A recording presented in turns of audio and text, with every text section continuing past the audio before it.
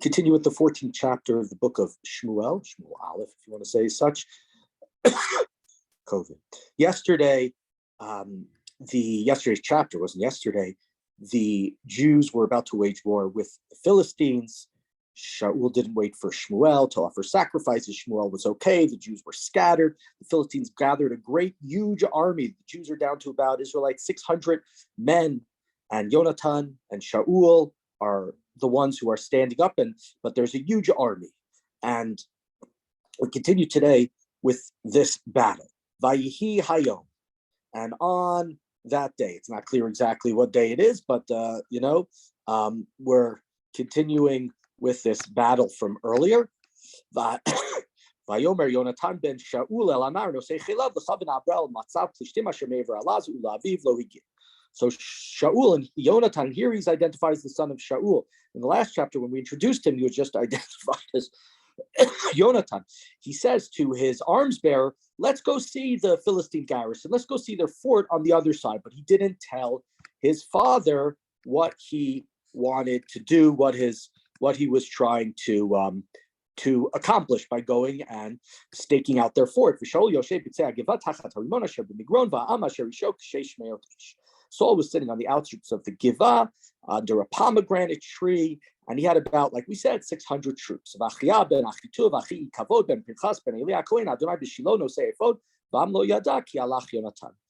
there was a Kohen, and he's a descendant of Eli. So that's, we could say almost somewhat problematic that he's a descendant of Eli, because Eli is problematic. And Eli's family, we were told, is going to be destroyed.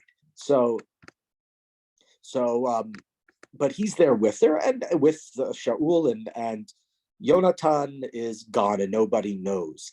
And one more thing, right? In the previous battle, we know that Jews brought out the ark. Here, they don't have the ark. They have the Kohen with the ephod, but they don't have the ark.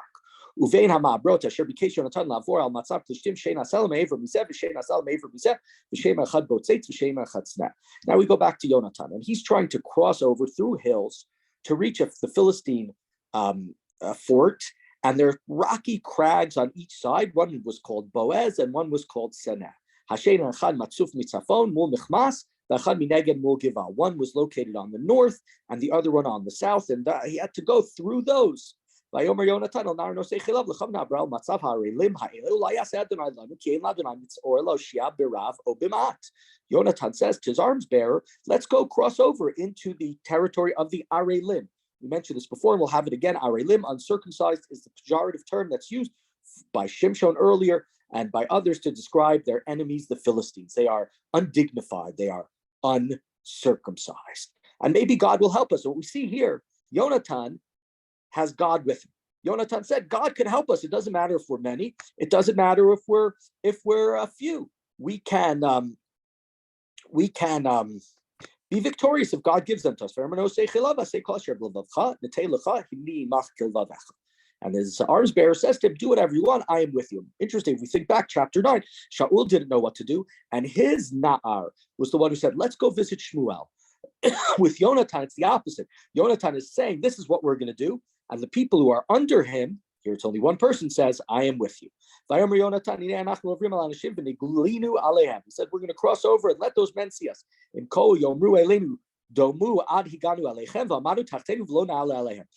If they say, wait until we get to you, then we'll stay where we are and not go up to them. Okay, so we're going to see. We're starting to go up, and if they say, wait, we're coming down, we won't go up.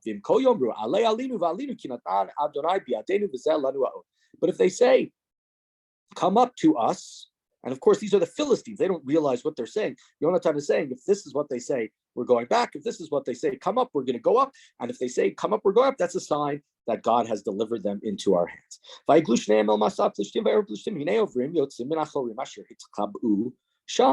They showed themselves to the Philistines. The Philistines said, look, there's some Hebrews who were hiding. They're coming out of their holes where they were hiding, their caves, their holes. So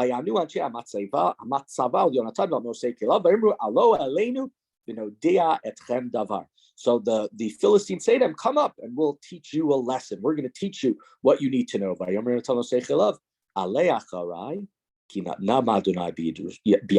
Come up, because God has delivered them into the hands of Israel. So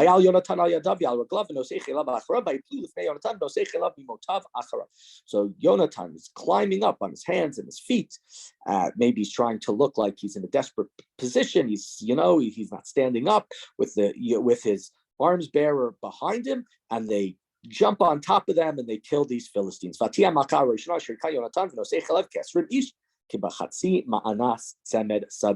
They killed some 20 men, and it was in a small space of land. So that's a big victory to kill 20 men when you're only two. But it's not a guarantee of any sort of victory. However, nevertheless, and this is what Yonatan was saying, and this we know, this is what happens when God is on the side and is fighting the battles for Bnei Yisrael. Verse 15,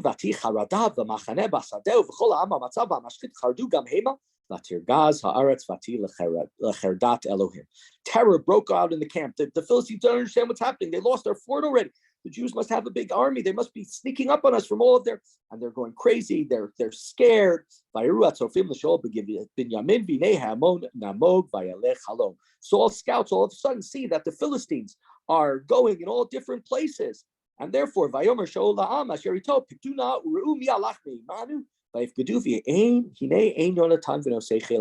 says, I understand why they're running away. Somebody must have attacked them. Who's not here with us? And word gets back to him, his son, Yonatan, and his arms bearer aren't there.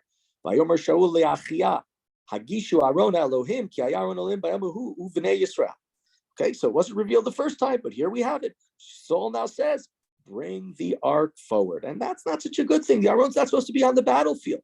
So at first it's made us look like it's not there, but now we're told that it is there, which is seemingly, in my opinion, based on earlier chapters, problematic that the Aron is there. The Aron is not a rabbit's foot. It's not something that's superstitious that brings you luck. It's supposed to stay where it is. There's actually halachot. You're not allowed to remove a Torah and bring it out to the street only in certain situations. And so if you can bring and move around the Torah, certainly the ark of God. But while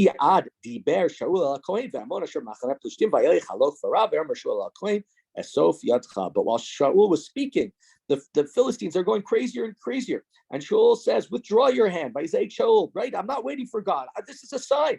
So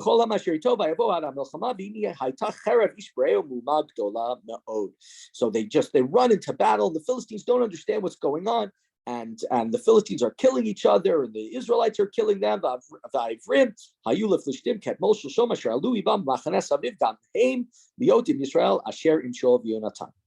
the Hebrews who had disappeared, or it seems from this verse that there were some Hebrews who sided with the Philistine, which again wasn't told to us earlier, but that may have to do with the word avar. They're not called here Bnei Yisrael. Avar, we talked about them passing through the Philistines. We talked about them passing through. Avar means to pass, passing over the Jordan River to run away and to hide from the Plishtim. And here avar is even being used because some of these Israelites avar from Bnei Yisrael to be with the Plishtim. But all of a sudden now they see who's winning, and they come back and join the army of Shaul. And all of the Jews who are hiding in the hills of Ephraim, they hear the Philistines are running, and so everybody wants to take part in the victory, and they join. And God delivers the Philistines, and the fighting passes a place called Beit Aven. And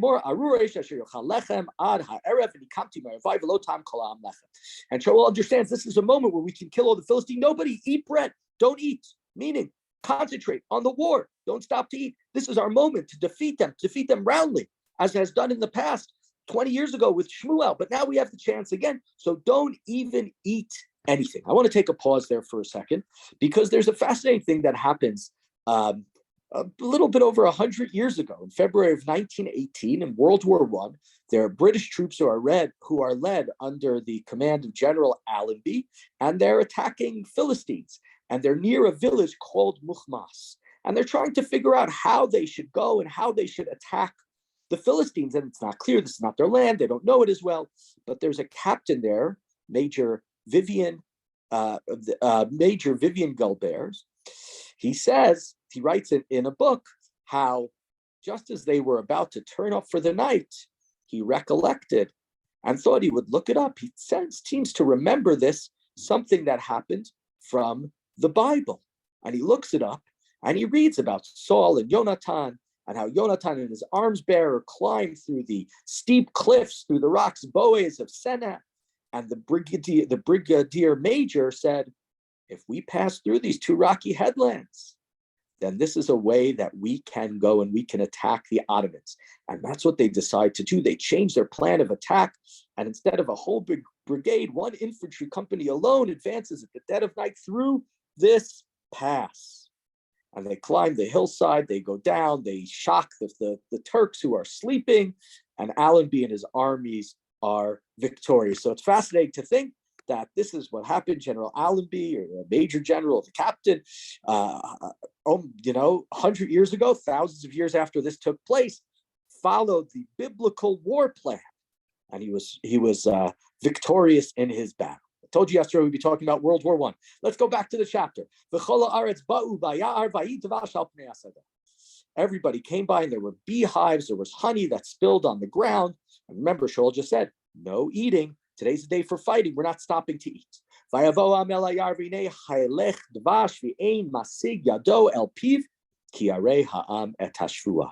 where they saw the honey, and the people want honey to restore them, to give them strength, right? Nobody is going to eat it because they know of the oath.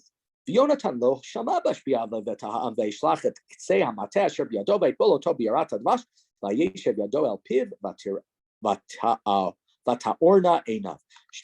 person who doesn't know about the oath that Shaul and the command that Shaul had made was his son Yonatan.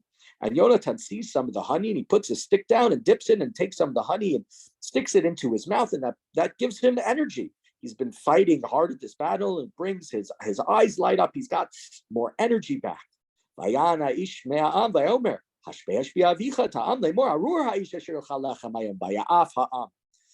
But somebody said to him, because by this point they had gone into the battle and they reached together with Yonatan. They said, no, your father said, we took an oath that the man who eats anything on this day are going to be cursed. And even though the troops are faint, we're not eating. Vayomer Yonatan, achar aviyah ta'aretz. And Yonatan says, my father has brought trouble onto this land. Look, I restored. I have my vision back. I can see better. I have more energy to fight because of this honey. If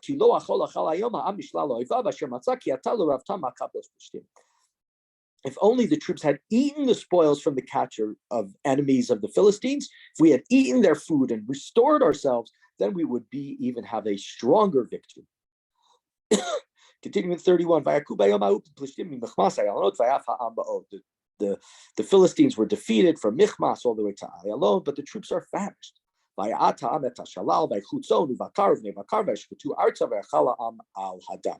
troops pounced on the spoil. They took sheep and cows and calves and slaughtered, and the troops ate with the blood. They're so hungry at this point, they can't stop anymore. They need to eat, and here they even eat al-hadam, which is a sort of a strange phrase that's being stated, and it seems to me that they're even perhaps going against a prohibited item when they're eating the dam also, because they're so hungry that they need to eat.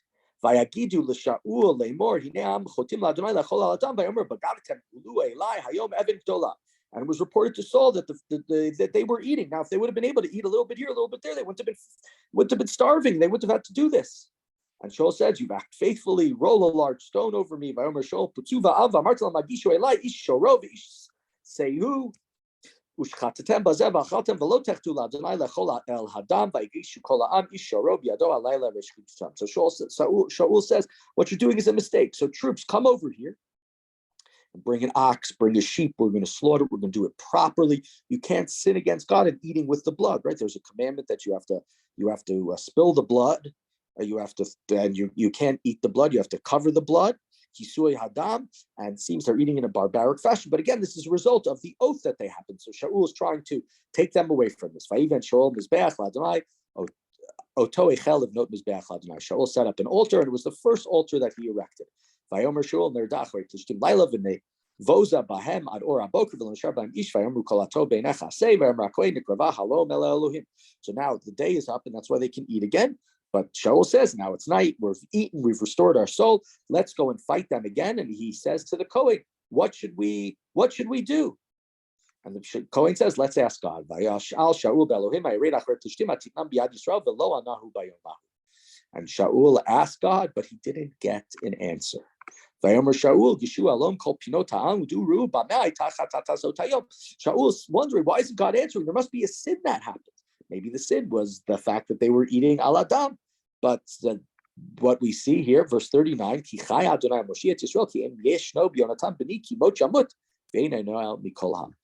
says, God has brought us victory, and whoever did something wrong, even if it's my son Yonatan, shall be put to death. And now everybody who knew what happened is Mom, so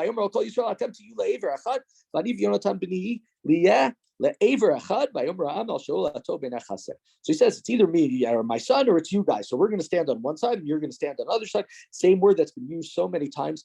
To pass is used. Avar is used there again, over and over again. We have the word passing, people switching sides, people running away, people passing through.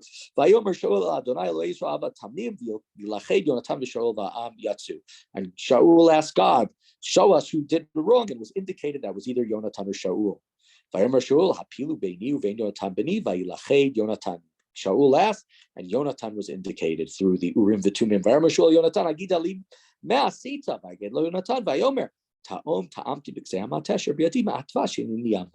And Yonatan says, I tasted a little bit of honey from the tip of my stick. I'm ready to die. And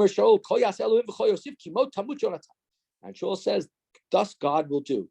You shall be put to death. Now, contrast this. He's violated an oath.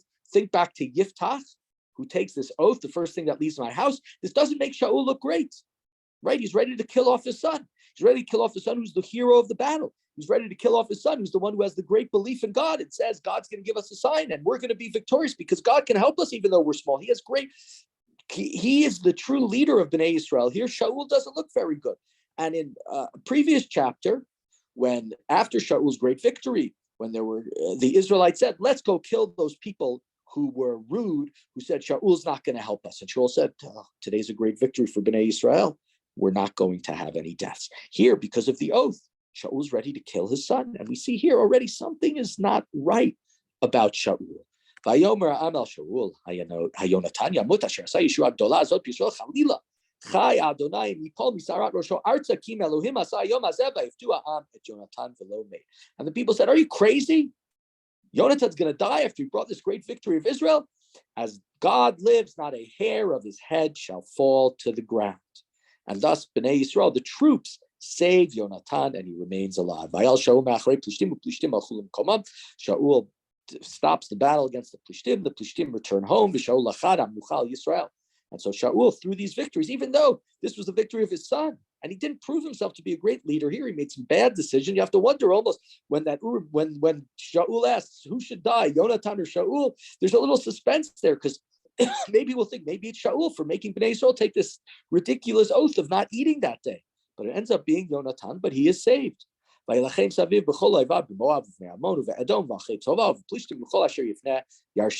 Shaul is very successful, we're told, in battles against all of the enemies that are around him. He even defeats Amalek, and he defeats anybody who's plundering Israel. He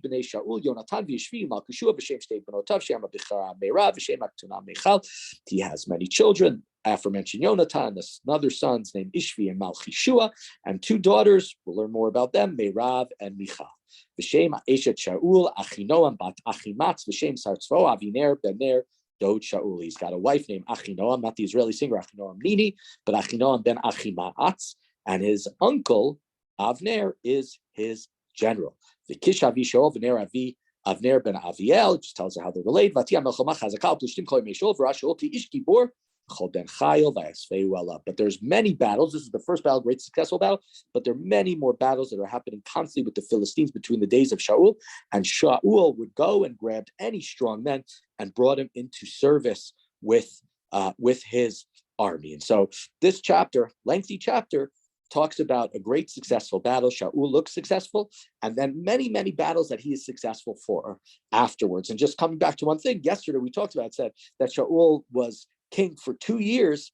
From this chapter, it appears it's impossible that he was king for only 2 years. This all happened within a 2-year period. Seems very, very unlikely. But again, 2 years is, according to more the scholars have pointed this out, maybe a description whenever you have a 2-year kingship, a 2-year reign, that it is a king who was not very successful in battle.